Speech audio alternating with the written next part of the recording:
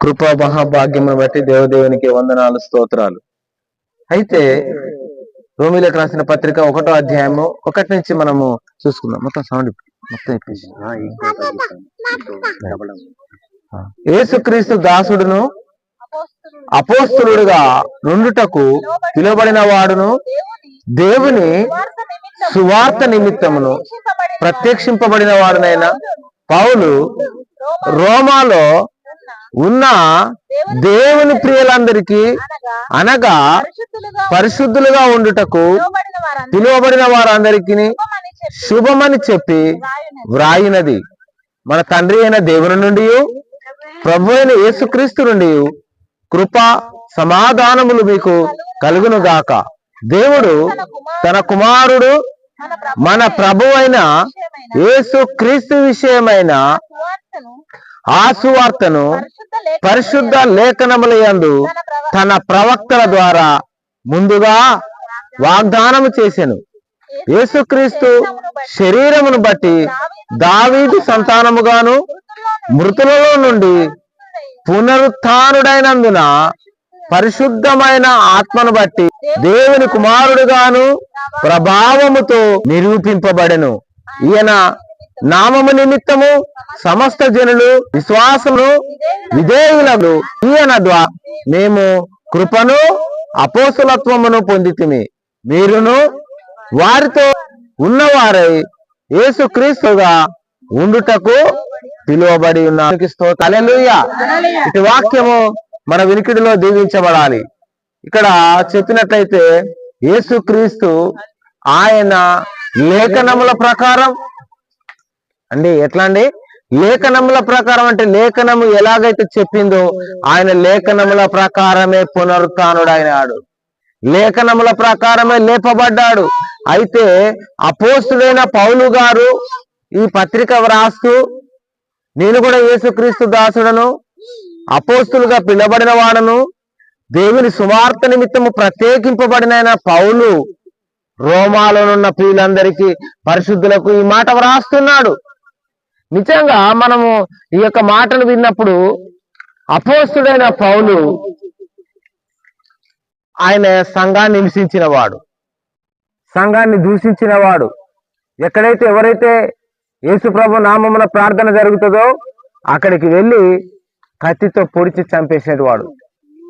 అలాంటి భయంకరమైనటువంటి వ్యక్తి, అలాంటి క్రూరుడు, అలాంటి అంతకుడు అపోస్తులైనటువంటి సౌలు ఆయనే మారాడు, అపోస్తులు మారాడు. ఆయన వ్యక్తి రాస్తున్నాడు. ఇక్కడ కింది లైన్ లో మధ్యలో ఉంటది. ఆయన అంటున్నాడు, మృతులలో నుండి పునరుత్థానుడైనందున నేను ఎందుకు నమ్మాను? యేసుక్రీస్తు శరీరమును బట్టి దావీదు సంతానముగాను మృతులలో నుండి పునరుత్థానుడైనందున పరిశుద్ధ ఆత్మను బట్టి దేవుని కుమారునిగా ప్రభావముతో ఆత్మను బట్టి దేవుని కుమారుడుగాను ప్రభావముతో నిరూపింపబడెను. ఈయన నామము నిమిత్తము సమస్త జనులు విశ్వాసమునకు విధేయులగునట్లు ఈయన ద్వారా మేము కృపను పొందాం, అపోస్తలత్వమును పొందాం, మేము విడిపింపబడ్డాం. ఇంకో విషయం తెలుసా? ఆయన అందరినీ చంపుకుంటూ పోతా అంటే ఒక రోజు ప్రార్థన చేసుకుందాం అని దమస్కాలో ఆ పట్టణంలో ఆ గ్రామానికి వెళ్తా ఉన్నప్పుడు ఆయన ముందుగానే కంకణం కట్టుకున్నాడట. అందరు వింటున్నారండి? కొద్దిసేపే చెప్తా, ఎక్కువసేపు కాదు. దయచేసి అందరు నా వైపే దేవుని వాక్యం వైపు వినండి. అయితే ఈయన ఆ దమస్కాలో ఉన్నటువంటి క్రైస్తవులను హింసించడానికి బయలుదేరుతా ఉన్నాడు. ఆల్రెడీ బయలుదేరాడు. బయలుదేరి ఏమనుకున్నాడు? ఎక్కడ ఆడ ప్రార్థన జరుగుతుందా, ఆడొక గుంపు ఉందా, వాళ్ళంతా చూస్తా. ఎందుకు? నేను అధికారం పొందిన వ్యక్తిని, చట్టము నాకు ఒక అర్హతనిచ్చింది, నువ్వేది చేసినా నీకు మేము చుట్టాం. ఏమనుకున్నాడట? చట్టము మీకు చుట్టాం. చుట్టాలైనప్పుడు చట్టమే చుట్టమైతే ఎట్లనైనా చేయొచ్చు కదండి. కొంతమంది అంటారు చట్టం చుట్టమా అంటారు, కానీ కొంతమందికి చట్టం చుట్టం అవుతుందట. బుల్లు బట్టి అధికారటి కొంతమందికి, అందరికి కాదండి. మరి అట్లా దేవుని స్తోత్రం, హల్లెలూయా. అయితే ఇతను హింసించాలనుకున్నాడు. కానీ పునరుత్థానుడైన యేసు చెప్తున్నాడు, మేము ఎందుకు మారాలంటే ఆ పునరుత్థానుడైన యేసుని నేను చూడగలిగాను. ఆయన గుర్రం మించెల కింద పడ్డాడు. అప్పుడు అంటున్నాడు, సౌలా సౌలా నన్నెందుకు హింసిస్తున్నావు? దేవుని స్తోత్రం, హల్లెలూయా. నన్నెందుకు హింసించాలనుకుంటున్నావు? నిన్నెక్కడ హింసించామయ్యా?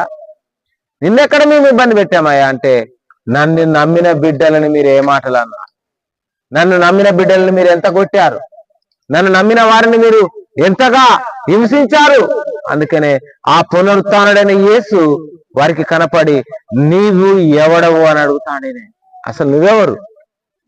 అప్పుడు ఆయన అన్నాడు తెలుసా, నేను నజరేయుడైనా నీవు హింసించుచున్న యేసును నేనే.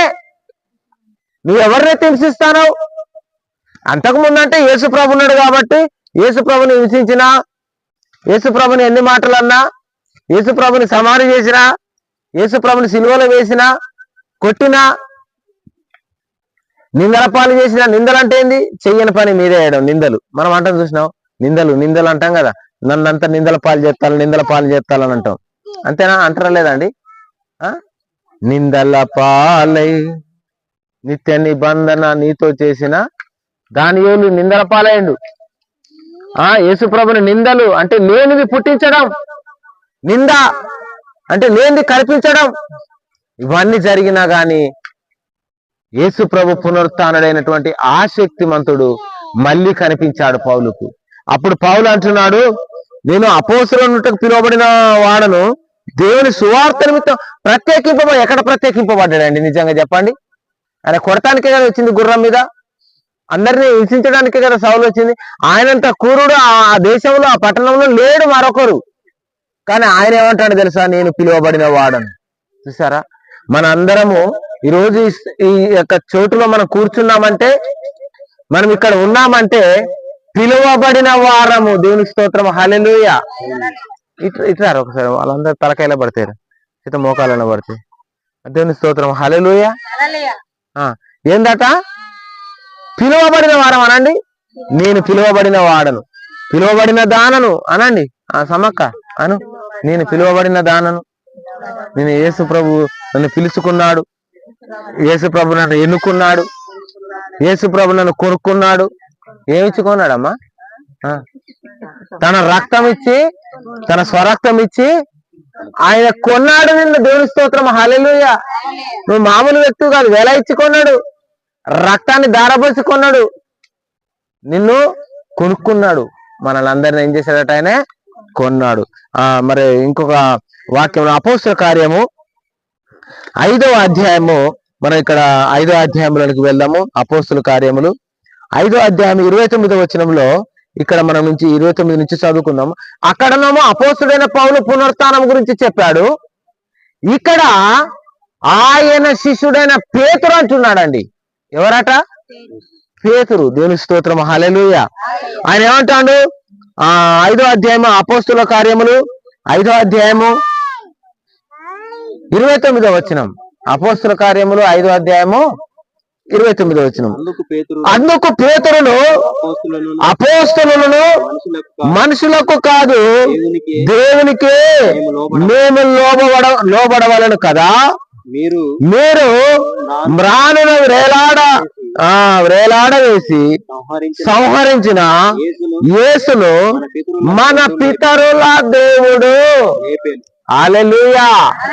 మీరు, పేతురు అంటాడు, మీరు యేసు ప్రభువుని ఏం చేశారు? మన పితరుల దేవుడు అబ్రహాము, ఇస్సాకు, యాకోబు, యెహోవా దేవుని మనం మొక్కుతున్నాం కదా. అయితే మీరు యేసు ప్రభువుని మీరు సిలువ వేశారు అంటున్నాడు. మనుషులకు కాదు, మేము దేవునికి ఎందుకు లోబడాలంటే వాళ్ళు సాక్ష్యం ఇస్తున్నారు. మీరు మ్రానును వేలాడదీసి సంహరించిన యేసును మన పితరుల దేవుడు లేపాడు. దేవుడు లేపాడు. ఎవరు లేపారట? పితరుల దేవుడు. మనందరం వెనక నుంచి పూజిస్తున్నాం కదా, యెహోవా దేవుడు.